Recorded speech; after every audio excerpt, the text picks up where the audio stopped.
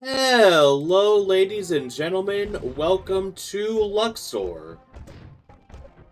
So, how are all of you guys doing today? You guys doing good? I hope so. Hope you guys are happy. Hope you guys are healthy. Hope everyone's having a great day today. And that there's good vibes all around. So, this is it. The final stage of Luxor. Now you may notice we're starting on this level, and that's because in stage 13, you gotta play through all of the bonus stages that you encounter all throughout Adventure.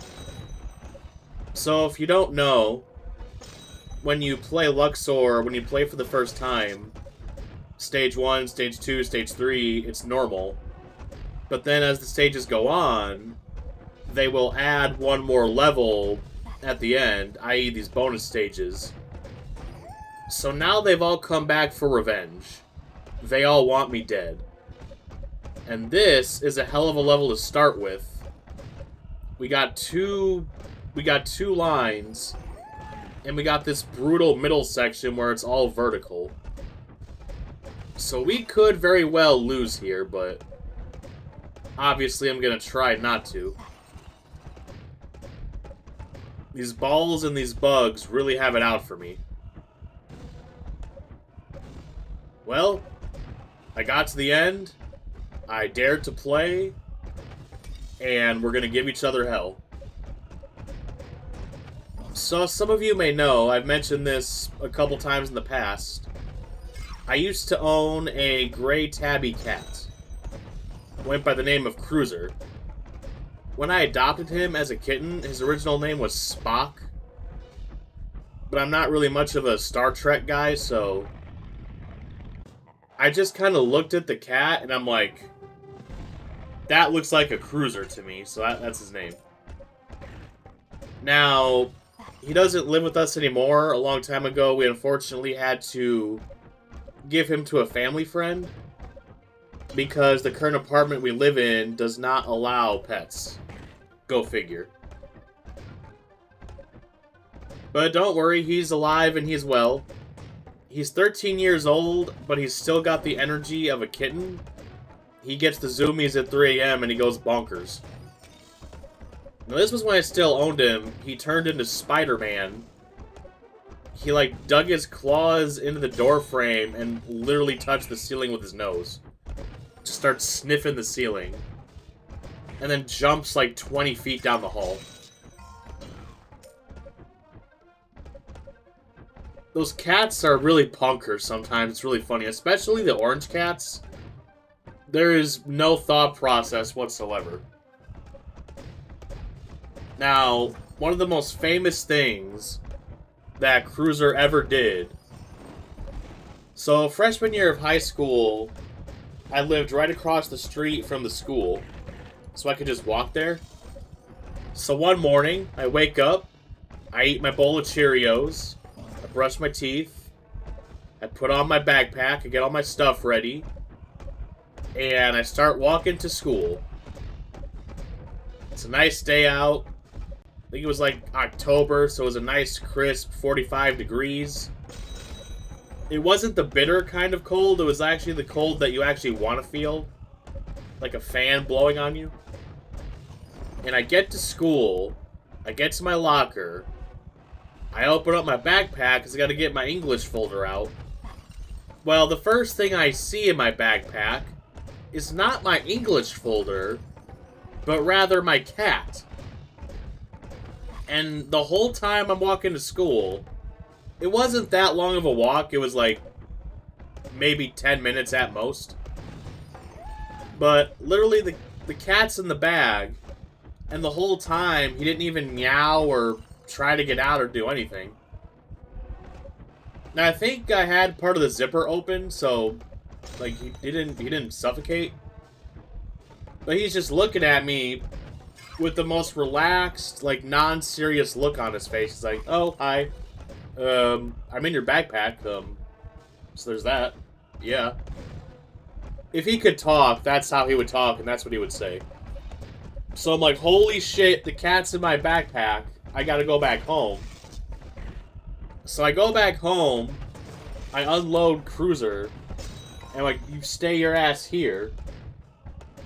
And I was almost late, but somehow I still pulled off the no tardy streak. That's right, come cat or high water, I will not be late. So yeah, he literally stowed away in my backpack. I didn't even know he was in there. I must have left it unattended for 0.2 seconds, and he just went right in. Yeah, I've seen pictures like with suitcases, when you try to pack, they'll just go in there. Every time you're coming out of the closet, getting dressed, or you're going somewhere, you always got to make sure that your cat's not there. So don't accidentally trap him. Or you don't accidentally take him to school. You know, I should have kept him there for a little bit. I should have went to the teacher and some of my classmates and been like, hey, look, I have a cat. You want to pet him? So, yeah, absolutely bonkers kitty. Interesting, so the order that this stage goes in for the levels, so it goes across all the areas of the game, starting with the first bonus stage you encounter, and then it goes to the second one, and then it goes to the third. And then at the end, there's a special level.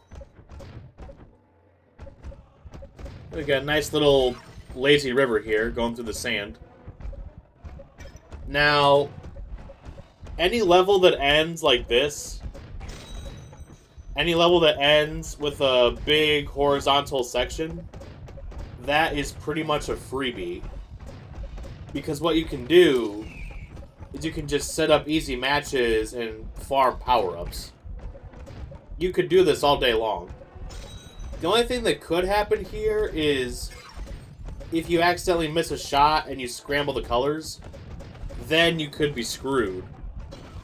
But as long as you're careful and you plan ahead, then you should be okay. Now, actually, a lot of levels have this big, long horizontal. Some don't. Some are cruel, but thankfully this one does. So you can just game all day long. So, last night, I closed at the other burrito horn that nobody likes to go to. And I got there, and it's me and one other guy. It was me and Kool-Aid. So, Kool-Aid, when he gets there, he informs me that we cannot make any grilled cheese burritos because we're out of the parchment paper that we use to make them. So almost any item that's grilled, we gotta take this parchment paper, yeah, it's parchment paper, and you put it between the grill and the food, so that way it doesn't stick to the grill and make a huge mess. So one of the first customers that gets to the drive-thru, they ask for the Discovery box, which was one of the bundles we have. But unfortunately, the primary item in that bundle is a grilled cheese burrito, so we can't do that. And this guy also had a really thick accent. So I'm trying to tell him, like, you know, we don't have any grilled cheese burritos right now, we can't do that. And for like 3 minutes, we literally just keep going in circles. He just keeps going, okay, so I get Discovery bucks? Like, no, we can't do the box because we're out of the grilled cheese burrito. Okay, I'll take the Discovery Bucks box. It's like it's like that meme that came from that one movie. But I would not, but you might. But I would not, oh, but you might. We could go round and round, let's do it again. So we're literally trapped in this loop of him continuing to ask for food that we don't have. He's continuing to ask for this combo that we can't make, and I keep telling him that we're out of it, but he keeps trying to order it. So we're stuck in this vortex here. We don't know what to do. And then he asks for a moment, and he literally sits there for 2 minutes. Didn't say anything, didn't do anything. And eventually I'm like, oh, you need help with anything? And he finally just orders something else. I guess it finally clicked in his head. And he orders a combo number 1, and then this other combo we have with this crispy chicken burrito. Well, Kool-Aid, in all of his wisdom and glory, he decides to tell me after the guy gets to the window, oh, by the way, we're out of chicken too. So, you had the foresight to tell me that we couldn't make grilled cheese burritos, but you only bothered to tell me that we were out of crispy chicken after the guy is already at the window. Chef's kiss. Absolute cinema. You can't write this stuff. So now I gotta tell him that we don't have crispy chicken either. And we spend like another minute, ring around the rosy, like, chicken? No chicken. Chicken? No chicken. Chicken? No chicken. So finally, he gets an order, he pays. Now, he actually ended up being about $1 short, but honestly, at that point, I did not care whatsoever. I just wanted him out of there. Because I look at the timer, he had been here for 8 minutes total. So I just clicked that, you know, the payment was complete. It's going to be short $1, oh well. So finally, we give him his food. And we defeated the raid boss. He leaves. Holy shit. Like, that was one of the most, like, tedious things ever. I don't know if he couldn't understand me, but, like, I said, like, 5 times, we're out of this, and he still tried to order it. Like, the lights were on, but nobody was home. And then later... Oh, by the way, the ice machine was broken. So we had to just fill up this big tub of ice and scoop it. Now that, honestly, wasn't that bad. What was worse, though, at this location, was the sink. Now this sink, something's wrong with the drain. This is one of the drains that has like a metal cover, and you pull a lever, and that cover opens. Well, something's wrong with it, it's broken. The cover doesn't open all the way, it doesn't lift all the way.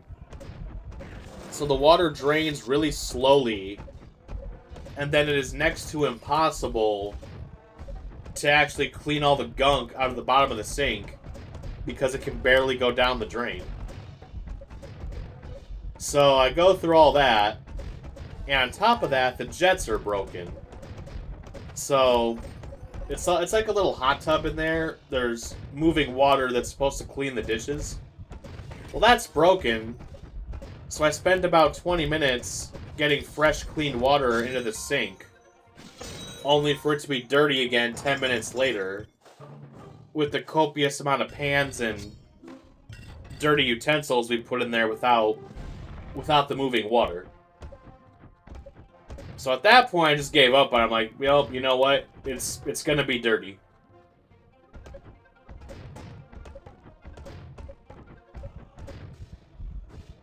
So yeah, that really sucked.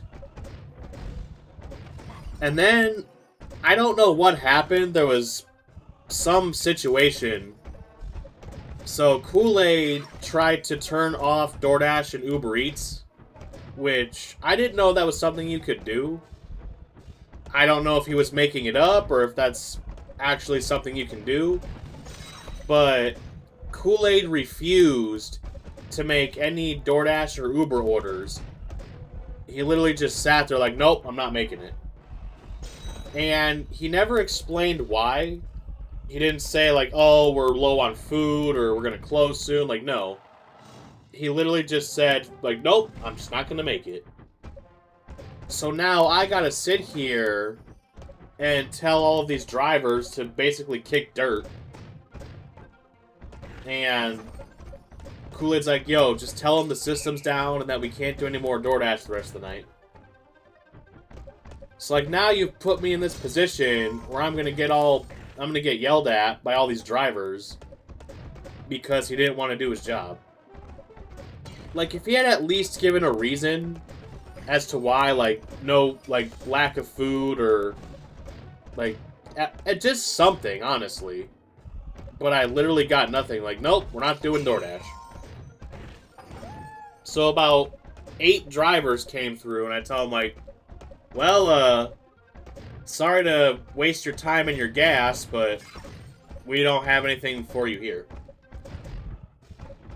Like, all around, it was just a sucky situation. Really put me between a rock and a hard place there. And then he actually closed 30 minutes early, so we close at 1. But at 12:30, he's like, alright, we're done. We can start cleaning up. So it seemed like he already had it planned out that he was just gonna quit early. Now this is actually a big thing at this location, is for some reason they either can't find enough people or they don't have enough food. So half the time they can't even actually make it to the closing time. They gotta throw in the towel early. Yeah, this level's gonna be a bit of a doozy. If it gets to the end, you're kinda screwed. Now, back at my burrito horn, the one I actually work at, the one I applied to, so there seems to be a pattern that always happens, and that pattern is I get stuck at the register because we have a steady flow of orders. And then next thing I know, we're 15 minutes to close. I haven't done any dishes. And it's just a big pile. And honestly, what's even more laughable, it's not even like it's super busy or anything. About every 2 minutes, we'll get an order. So some guy will come for food. And then 2 minutes later, somebody else comes. 2 minutes later, somebody else comes. And you repeat that process for about 4 hours. Because ideally, when there's no customers, that's when you want to, like, clean and reorganize. But that time doesn't exist. And the higher-ups really want to save money. So we've always got a skeleton crew. So very rarely do we have that extra person laying around just to do, like, the BS work. Once somebody wants food, all hands on deck, we can't do anything else. And on this one particular day, it was pretty much textbook. You know, every couple minutes, some guy's ordering tacos. And there's this one stack of pans. Very slowly, it's growing. It's getting taller. It's getting taller. It's getting taller. And it's getting pretty darn tall. It's starting to lean a little bit. So in the 30 seconds of free time that I had, I take it and I try to, like, organize it a little bit. Like, break it up into multiple piles or towers. And try to arrange them so they don't fall over. But it's like a game of Tetris when you're losing. It's starting to be a little wobbly. It's starting to get harder to find room for all these pans. So finally, it's closing time, and I've got a lot of dishes ahead of me. I got a lot of work to do. And I already knew from that moment we were not going to be leaving anytime soon. So I go over to the sink, and my elbow accidentally bumps the tower. And it wasn't a hard bump, it was like the tiniest, slightest little whiff. And this thing just comes careening down. It falls over. It sounds like a gunshot when it hits the floor. And these square pans just go everywhere. Bounced all over the place. So now there's like 40 pans all over the floor, all over the restaurant. And each one of these splattered everywhere. We got sauce, we got cheese, we got lettuce. It's like somebody exploded a burrito. You take this thing and it just... like, just a big mess everywhere. Needless to say, we were there very, very late that night. Trying to clean everything up. Now, this is an old story. This was like 3 years ago. We used to have a manager went by the name of Nick. So, good old St. Nicholas here. Actually, this is a common problem for a lot of people at Burrito Horn. He had a bit of a temper issue. He was always crashing out. Now, we have the quesarito back, but back then, it was a bigger deal. Because for the first time in, like, years, we had officially brought back the quesarito. And everybody was excited, like, oh my god, quesarito! And Nicholas, he was really excited for this quesarito. So I remember it was really slow in the restaurant. And he makes his quesarito, he's taking his time, he's making it all perfect. And then we get slammed.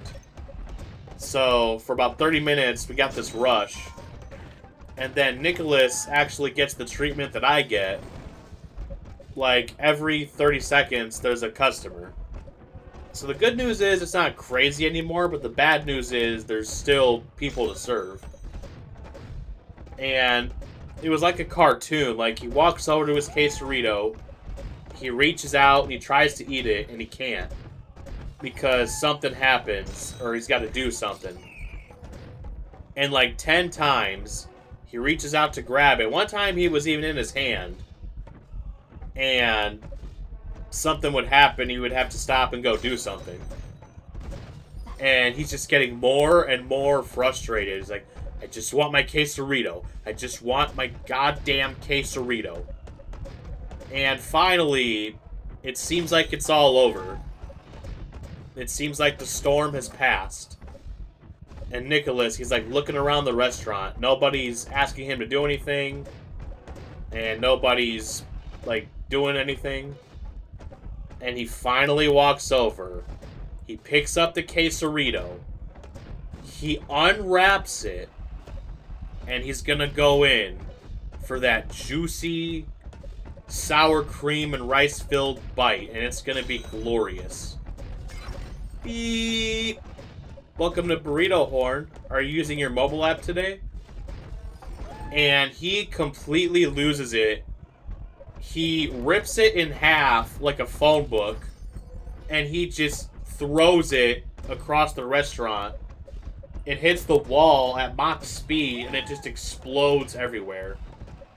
There's meat all over the monitor. There's meat all over the wall. There's meat all over the window. There's just meat and gunk everywhere. And Mr. Cheez-It, our GM, he saw it. He saw the whole thing. And he's like, you're gonna have to clean that up. And he goes, no, I'm not cleaning shit up. I'm done with this. So yeah, he figured if he couldn't have it, nobody could. And so he just yeeted that sucker, and it met its death at a wall.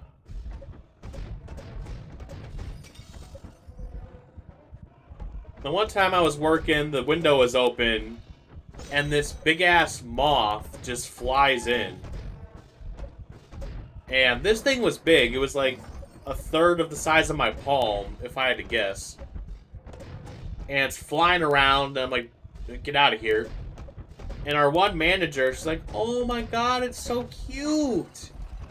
And she's able to trap it in a cup. And she's like looking at it in the cup like, oh my god, it's so cute. Like, yes, I'm glad you two are acquainted. Get him out of here. So don't play with moths. Alright, just don't. Now, I love food, and I love to eat. Alright, unless it's like veggies, then I'm not that excited about it, but you give me some McDonald's, you give me some Golden Corral, some spaghetti, I am all over that all day, every day. So, ironically, I don't remember where the field trip was. All I remember is the food, which that's very classic for me.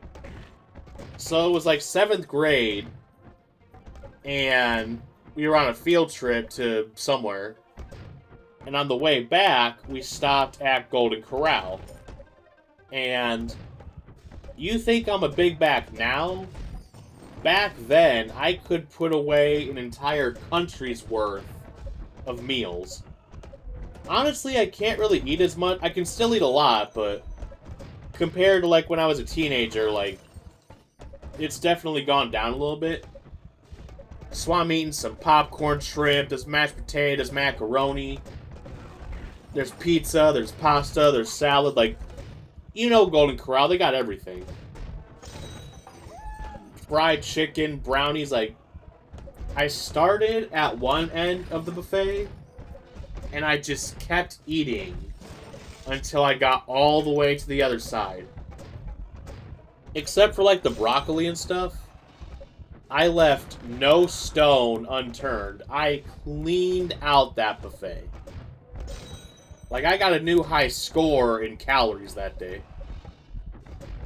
Now, this one kid, I don't know why, but he was a lightweight, and he couldn't handle the buffet. And most of what he eats is popcorn shrimp. And I see him just piling on huge amounts of popcorn shrimp. Like, that was pretty much all this kid ate. We're gonna call this kid David. So David's just going to town on this popcorn shrimp. Like, I at least spread it out. He just munched on one thing. Like, you gotta get the whole experience. You can't put all your eggs in one basket. And not that it was a competition, but his entire amount of popcorn shrimp was less than what I ate overall. But unlike me, this kid, freaking lightweight, he starts making that face, that, like, I don't feel so good face. He's, like, really out of it, and he's, like, kind of hunched over a little bit. And one of the chaperones like, "Yo, David, you good?" He goes, yeah, I'm okay. So we get back on the bus to go back to the school, and we've still got about 45 minutes on this drive. So we're cruising on the highway. I'm on the bus, probably playing a game on my phone or something. And all of a sudden, everybody starts freaking out. They go, "Oh my god! Oh my god!" And David just blew chunks. He couldn't do it. See, I told you he was a lightweight. And I don't know, maybe it was the shrimp. This puke was like cement gray. I have never seen that before. And this kid just exploded, man. He exploded like the quesarito that got thrown. And this whole bus smelled awful. Vomit is one of the worst smells, like, it is top 5 worst smells of all time. Honestly, I think it's worse than a really bad fart. I think vomit is worse. So now this whole bus is like a gaseous death trap. Everybody's got their shirt over their face, like, oh god, oh god. The horror, myself included. And this kid was right behind me, so I really smelt it. It was overbearing. I'm crying. I can barely see because of how watery my eyes are. So then they escort him to the back of the bus. Oh, but we weren't done yet. Oh, you thought we were done? Oh, don't you kid yourselves. There was a second wave. So I start hearing, "I gotta do it again! I gotta throw up again!" And everyone's like, "No, no, no, no, no, no, no, no, no!" Now, he gets his head out the window and he launches it, but there was one little problem. There's this pesky little phenomenon known as physics, and so he barfed out the window. It flew back, the next window was open, and this kid just got covered in this vomit. And then he vomits because it was so disgusting that his body just gave up. He throws up in the bus, and then it's like a chain reaction. He throws up, she throws up, he throws up. Now like half the bus is puking to death. And the smell, I wanted to die. Like, this smell was so overwhelmingly bad. I wanted to take a pair of arts and crafts scissors and just remove my nose because it was not worth it anymore. So I'm like a turtle. I've got my whole head in my shirt. I'm like in the fetal position in my seat, just trying to find my happy place. But there was no happy place. The happiness went extinct. There was no happiness. It was just depression and smelly and sorrow. And like, now like a lot of people are crying, which honestly, yeah, I'd say that's a good reason to cry. And I peek my head out of my shirt, and this one kid who has somehow avoided all of the vomit, he's just traumatized. Like, he's got the 1,000-yard stare going on. I hope he was alright. So, after what felt like an eternity, we finally make it back to the school.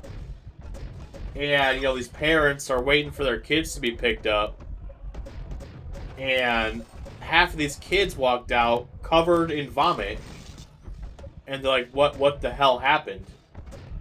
And I hear the chaperone like, well, you know, I guess he ate too much popcorn shrimp and, you know. So yeah, that was a very fun field trip until David decided to be like me and failed. You got to practice that stuff. You can't go around not being able to handle your plate.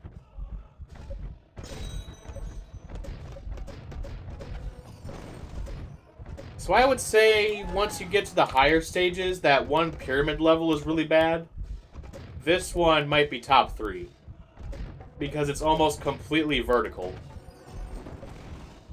The only chance you really have to hit it is that squiggle in the middle. Alright, let's not choke it here. Oh, we got it. Oh, God, no, why? And we got it. The snake has been slayed.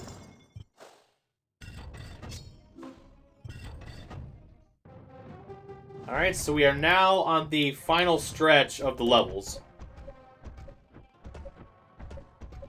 If I recall correctly, we're going to get 2 doubles in a row. This one's actually not that bad because it's mostly horizontal. So you got plenty of opportunities to shoot it. This is almost like an easier version of the Pillar of Osiris, which was the first level in the stage where it was a double vertical. It's almost like an easier version of that one. So, I was excited last night because I streamed after a while, and it went kind of bad. Everything in the visual department was okay. Now, I swear on my life that I tested it before I went live. Because with the software that I use, you can just record, you don't have to go live. And you can get a preview of how everything is going to look and sound. The audio was a bit loud, but it wasn't, like, very loud. So I thought we were good to go. So I got done streaming, and I watch it back. What the heck happened? I was talking at like 1,000 decibels. So, yeah, sorry about that. If you watch that stream, maybe put the volume at like 1/4, so you don't go deaf. Yeah, like I tested it and that's not how it sounded, so I don't know what the heck happened. So I did a bit of Googling. Apparently you gotta get some compressors. Or if you like, you gotta configure it so your doesn't go in the red zone. But yeah, I'll keep working on it, don't worry. We'll eventually get it. And we got closer that time. We kinda had it. It was semi-good.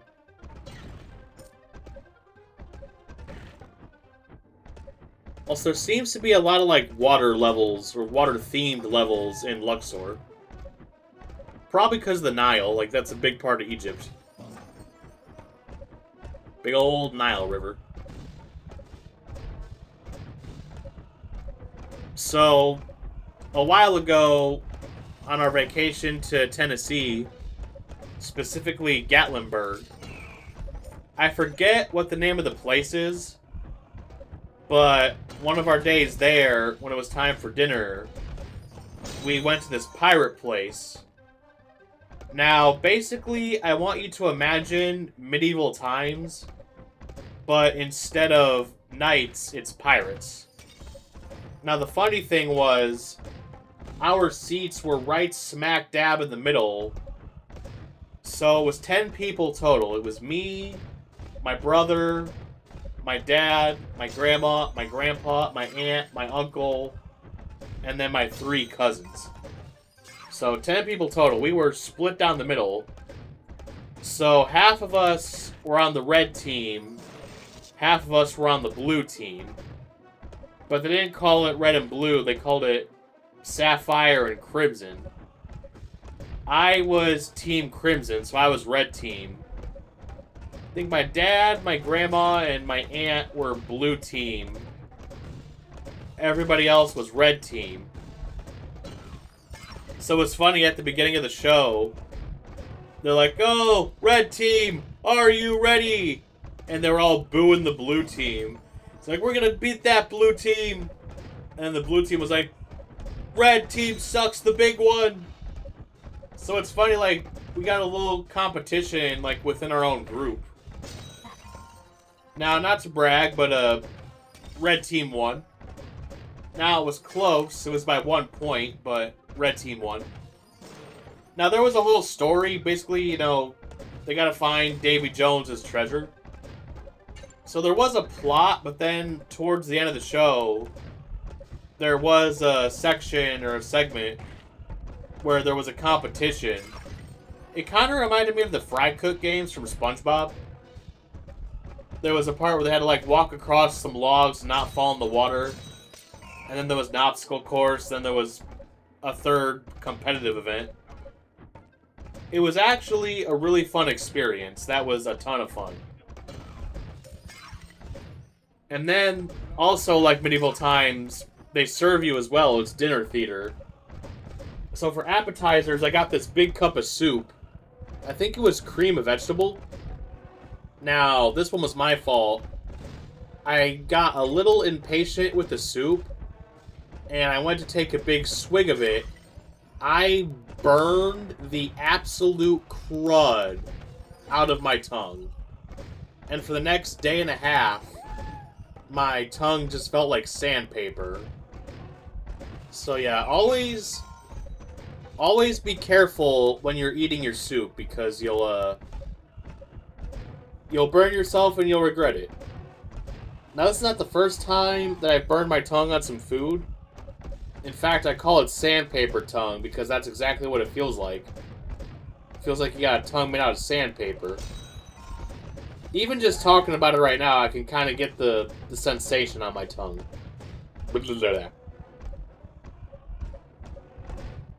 Alright, we've got gold bars, so let's not screw this up. I don't think we're gonna screw this up, but never say never. Don't count your chickens before they hatch. Something other than black, please. Alright, I guess not. Fine, I'll use black. Really? You're gonna hide in a tunnel? Who hides in a tunnel? Alright, come on now. It's the child's play. So back to back, we had 2 water levels, and they're both double-sided. Well, this design's rather interesting. We got, like, a zigzag at the end. Now, this one's a little trickier because the ending segment, it is horizontal, but it's rather short. And there's 2 of them, so obviously that's double the trouble.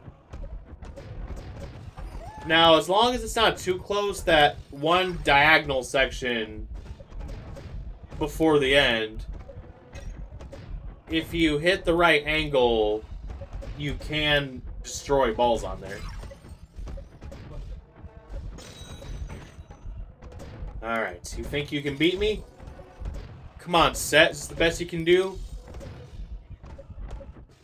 Maybe you should have, like, better minions than bugs and balls. Like, you're an Egyptian god. Like, can you, like, send some jackals or some locusts? Well, those are bugs as well.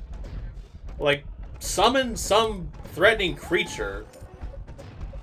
What are you gonna do? You're gonna puzzle me to death? You're gonna make me match some colors?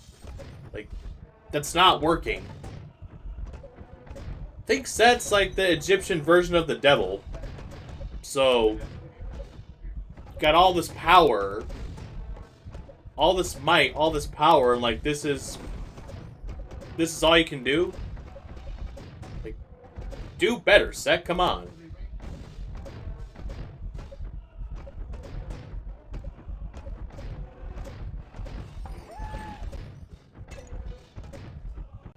So this is going to be one of those levels where it's just close to the end the whole time. It's a bit of a heart beater, but it's alright. I can deal with it. But yeah, basically, when you get towards the end of the game, this is how it goes. You're just going to be fighting on the edge the entire time. Well, you know what they say, you live on the edge. You only live once. Unless it's a video game, then you'll have multiple lives. Now, I've said it last time, but thank Jeebus that in this remastered version, they decided to have unlimited continues. Because in OG Luxor, if you lost all your lives, you went all the way back to the beginning of the stage. So they did not F around back then, but... You know what this reminds me of? So, when Nintendo Switch 2 came out, it had to be a Nintendo game, it couldn't be a third-party game. But if you were replaying, like, Mario Bros. Or something, they added this feature that you can basically rewind time. So let's say you die in a level, you can just rewind and just try again from right there.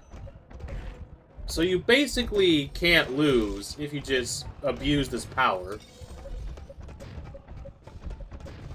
Like, I get they're trying to make the games more accessible. What kind of BS is that?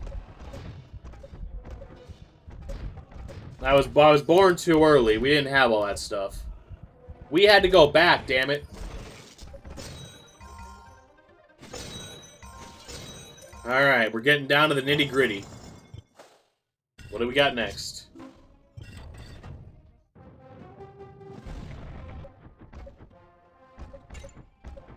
Now, I don't know what happened, but last time we played this level, the balls went a lot faster, but this time, they're actually really slow. It's like even slower than stage 1. Now, a lot of people say that they accidentally mixed up the 2 levels. Like, this one was supposed to be fast and the last one was supposed to be slow. But my personal theory, this is actually the second to last level of the game.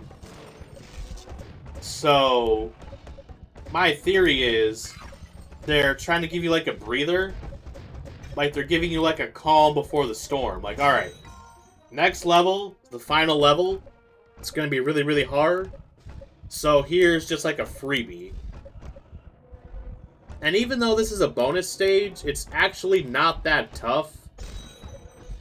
A, the track is really long, so it takes a while to get to the end. And B, the saving grace, the ending is one big long horizontal segment. So even the first time we got this level, they basically gave us a freebie. So I think it was intentional, but hey, who knows? You know what I'm going to do? I'm going to just set up a whole bunch of matches for later. And then just take out a whole bunch of them at once. They're giving me the opportunity, so I'm going to abuse it.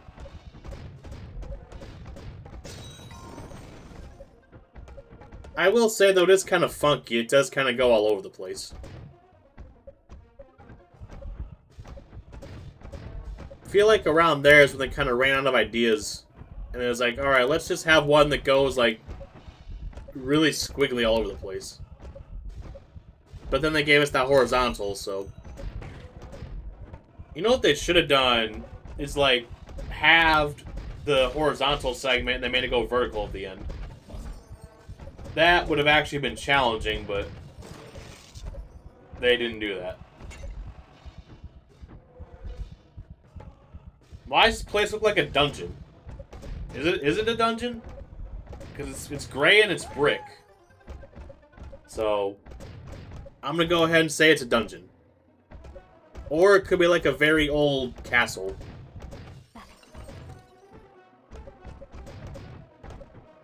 Now, unfortunately, the recording maxed out. So for Xbox Game Bar, once you hit 2 hours, it just stops recording. So at some point, you're going to see a cut. And that's because I just started recording again, and then I spliced the two videos together. So that is what happened when you see the cut. So fun fact, the scarabs that push the balls, this design is actually from Luxor 2. In the original Luxor 1, they were like brown. And they didn't have legs, they slid kind of like the balls do. So yeah, unfortunately, Luxor 1, rest in peace, original. Big Fish Games, thank you for making this. I don't know if they made it or if they just published it, but whoever decided to remaster this game, thank you very much, because otherwise we would have no way to play it. So for this last part, this is actually normal speed. I've had it at 2.5 speed this whole time. Would you believe me if I told you this stage, up until this point, took 2 hours to play? Actually, a little over 2 hours, like 2 hours and 3 minutes. I have been playing Luxor for 2 hours. I'm tired, I'm hungry, I gotta go to work, and I'm getting carpal tunnel. So, you guys all remember that episode of SpongeBob, the training video, when they almost revealed the Krabby Patty secret formula? Well, the finale of Luxor, it's really something to behold. You guys ready to see it? Well, then you're gonna have to join me next time when we finally get to the grand finale of